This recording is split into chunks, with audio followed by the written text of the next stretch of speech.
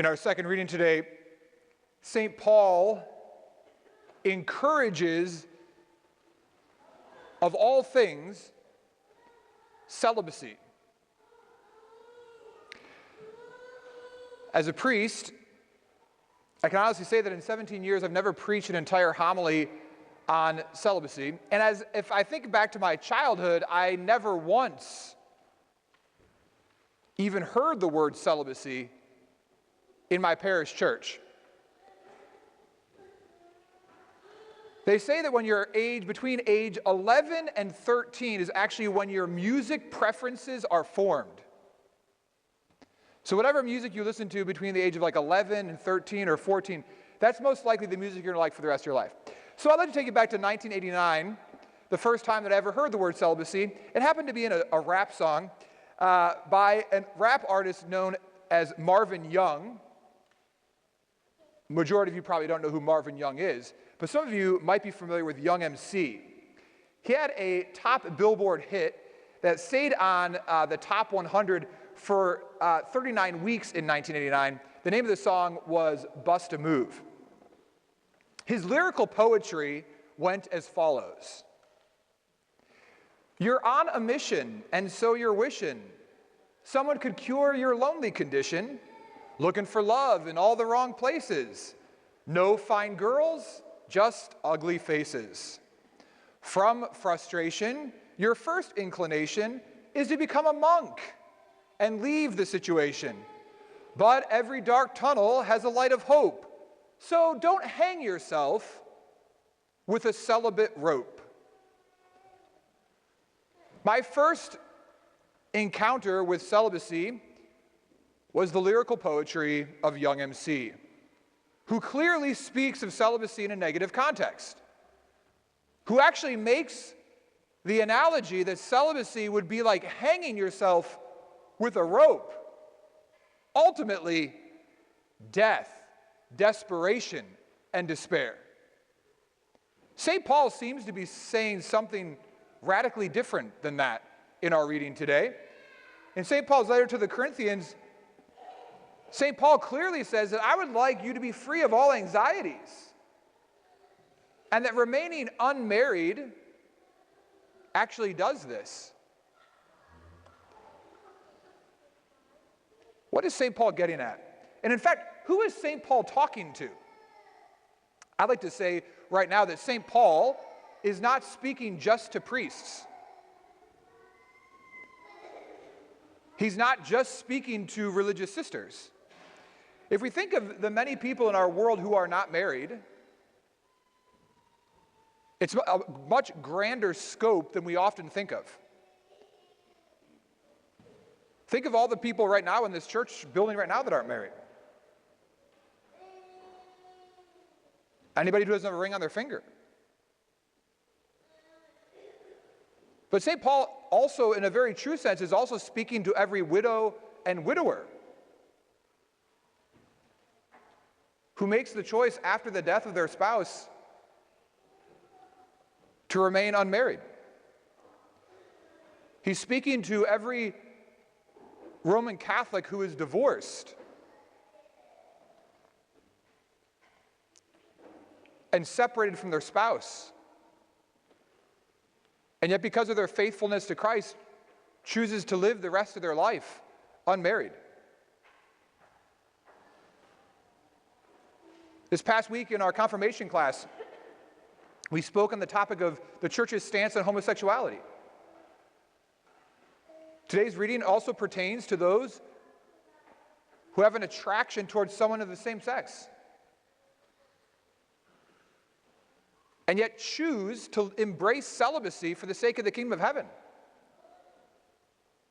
who choose to remain unmarried, to remain faithful in chastity and in purity. Many of you who are happily married may one day be embracing celibacy after the death of your spouse. So clearly, Paul's words here are tremendously important, and it's a topic that when you really think about it, we don't talk a lot about.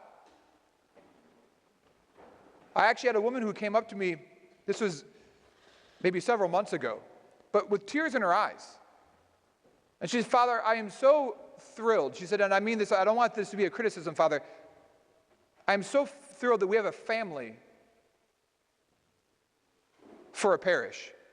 She said, I am overjoyed to see married couples and children and life and vitality. She said, but I had to leave my husband because of physical and verbal abuse. And I won't try to get an annulment out of fear of even having to communicate with him again. And so I make a choice every single day because of my faith to not get married again and to remain celibate for the rest of my life. And she says, it seems like I have no place in our church. We never talk about people in my state of life. And it can be very hard. So tonight I'd like to talk about celibacy because St. Paul clearly talks about celibacy. There's people in this church that live this life outside of just me, your priest and your pastor. It's a very biblical notion. Not only do we find St. Paul writing about it, but we find many characters in the Bible that lived a life of celibacy. Jeremiah the prophet in the Old Testament. John the Baptist, the cousin of Jesus, who baptized our Lord himself, was a celibate. Paul, the great apostle, says in 1 Corinthians chapter 7, verse 7, I wish that all of you were as I am. Anna the prophetess, who we heard about and who we will hear about again on February 2nd, who after being married for only 7 years, lived the rest of her life in celibacy. Martha, Mary, and Lazarus, all three of them, 3 siblings who lived lives of celibacy. Not to mention Jesus himself, who lives a life of celibacy. Now, the life of celibacy is not a rule, and I think this is actually really important for us to understand, particularly when it comes to priests. No one is forced to be a celibate.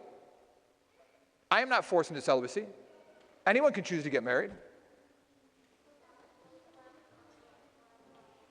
And even the teaching of the church that priests are to be celibate could be changed. And sometimes we hear about these things and people get all excited and they write newspaper articles about it and makes it all over the internet and everybody, oh my gosh, the Pope is going to get rid of celibacy in the priesthood and then all the problems in the church are going to be solved. I just want to let you know, good luck with that. But just so you know, celibacy in the priesthood is not a dogma. It's not required. It's a discipline, meaning that the church chooses that. And what does St. Paul say today about his comments about celibacy and marriage? What did he say? I'm telling you this for your own benefit, not to impose it as a restraint, but for the sake of propriety and the adherence of the Lord without distraction. So, why celibacy? What's the point of it? I want to give 3 reasons for celibacy. Prior to doing so, I wanted just to put it in its historical context. In the Old Testament, the priests in the Old Testament were required, when they served in the temple, most priests served in the temple for 1 week out of a month. Sometimes, if there were more priests, less than that.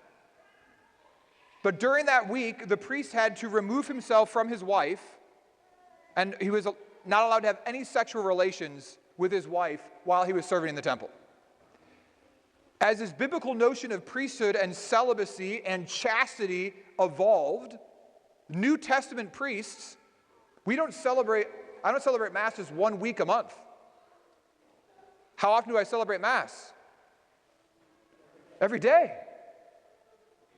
So there is a very close association to the fact of if someone is going to remain consecrated to God, if someone is going to remain devoted to God, and their heart and their body and their soul are going to be completely united to God, then celibacy makes sense for someone who's going to serve at the altar of the Lord continuously.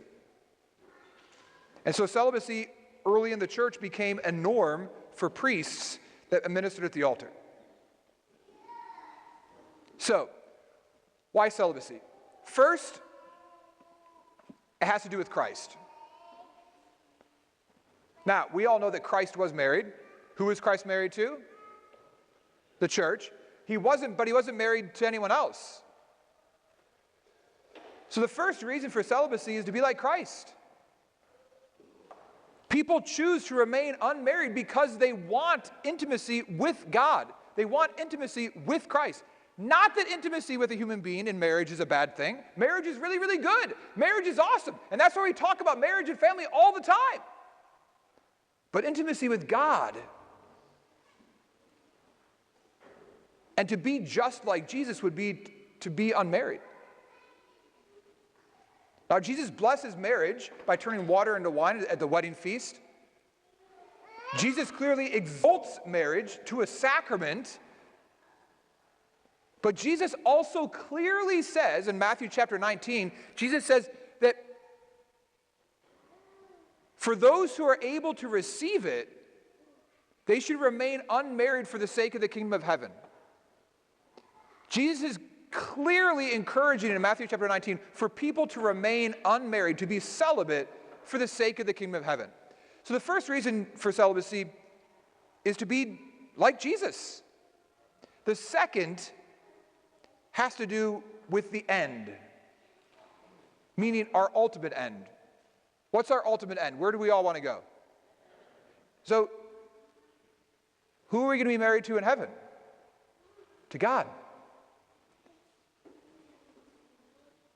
And so the second aspect of celibacy is the fact that I, as a human being, want intimacy with Jesus, and I want to ultimately live my vocation ultimately now. It's not just the fact that I'm going to be like Jesus, it's the fact that I'm actually going to live my heaven here on earth. And thus, I'm called to be married to all of you. You are my bride.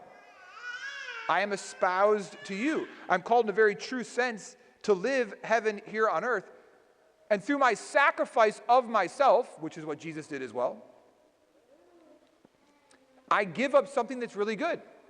Raise your hand if you've ever given up chocolate. Raise your hand if you've ever fasted on a Friday. Okay, so is chocolate bad? No. Is food bad? No. But for the sake of the kingdom of heaven, we give up things that are good to be able to love and serve even better. So part of the call is that we give up things that are good. There are many people who will make the choice to not be married, to give up marriage, and this is what St. Paul is saying in our gospel, in our reading today.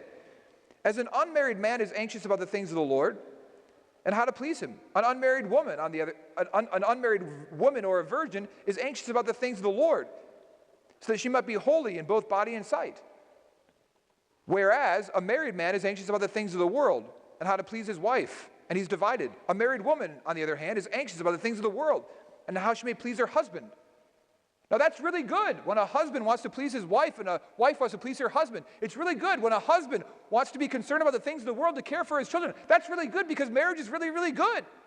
But it's also really, really good when individuals choose to forsake marriage for the sake of the kingdom of heaven because they want to live heaven here on earth, for the sake of the church. So first is this fact, is the idea of being like Jesus. Second is living heaven here on earth. And third is the most practical of all the reasons. What's my best ability? What's your best ability? The gift of celibacy to the church is that it makes those who choose the gift to be fully available. The reality is that because of celibacy, I don't have my own specific children, which is a really good thing. Because all of you are my children. All of you are my bride. What would happen if my child was sick with cancer and I needed to be at their bedside if your child was sick with cancer, or your husband was dying, or your uncle was sick, but I had to stay at my child's bedside? The availability of celibacy is the fact that I'm actually free to give myself to everyone equally because I'm wedded and espoused to all of you. I was speaking to a young man the other day, and he's discerning being a priest, and he said, "Father, the biggest thing that holds me back about being a priest is that I won't have any children." I said, "Children?" I said, "I have perpetual children. I said, never in my priesthood will I not have an infant to hold in my hands. Never in my priesthood will I not have toddlers to laugh at and then give back to their parents. Never in my life will I not have servers that are coming up through the ranks. Never in my life will I not have young adults to be overly concerned about and worried about their souls and their salvation. Ever since 2003, on the first day of my ordination, I've always had children, and they'll never go away. When I'm 80 or 90 years old as a priest, which is what I hope to be, actually, I will have children. And the gift of celibacy is my availability, which is my best ability, all the time. Celibacy makes one available. When we look at the gift of celibacy, whether it be in the life of a priest, a religious sister, or a layperson, it is a tremendous gift to the church. I want you to spend some time, and I genuinely mean this, to think about the people that you know in your life that are not married. And to look how many of them are ardent servants of the church and have dedicated and given themselves to prayer, to unity, to communion and union in such a profound way. There's often this great fear that celibacy is one of the most lonely and dreadful things in the world. And I just have to say that it's such a lie. Loneliness is a choice. Many of you who are married know what loneliness is. Even in marriage, there can be loneliness. Even in marriage, there can be isolation.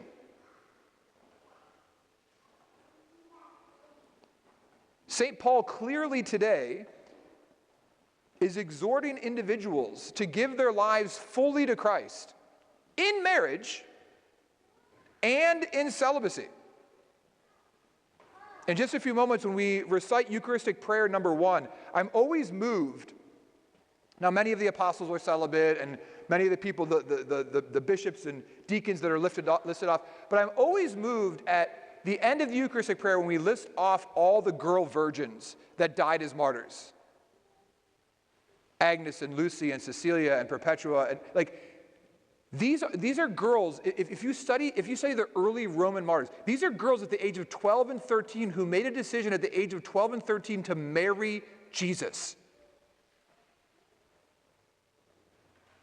They married Jesus, and then they died defending that marriage and that intimacy with Christ. That's powerful. But the only way that that's powerful, and the only way that those young girls would even know that, is because people were telling them what Paul said about celibacy, and that it is a good thing. This isn't about best and better and competition for marriage. It's just a good thing. As is marriage, a really good thing.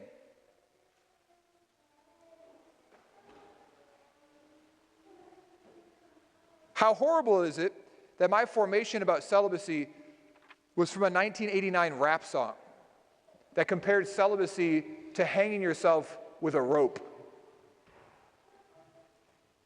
And I would actually say how horrible our church would be if it wasn't for good celibate people. For the past few weeks and weeks to come, we're going to be talking a lot about faith and family. And in response to the individual who came up to me crying because she lives a celibate life, I think as a family, we need to look and to recognize the fact that people who live celibate lives are a blessing and a part of our family, which is the church. And it's something to rejoice and to be thankful for.